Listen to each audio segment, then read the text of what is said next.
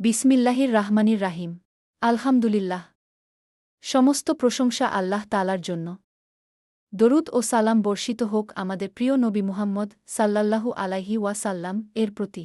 প্রিয় দর্শক, আমরা সবাই জানি যে একদিন আমাদের এই পৃথিবী ছেড়ে চলে যেতে হবে।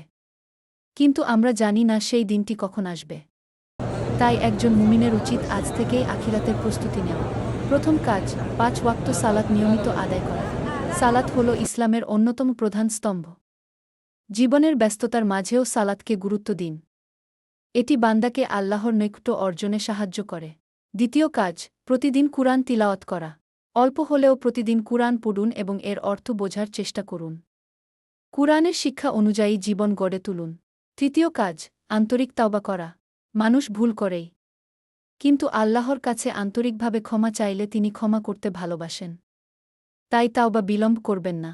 ভিডিওটি ভালো লাগলে লাইক, শেয়ার এবং সাবস্ক্রাইব করে ইসলামিক দাওয়াহ ছড়িয়ে দিতে সহযোগিতা করুন।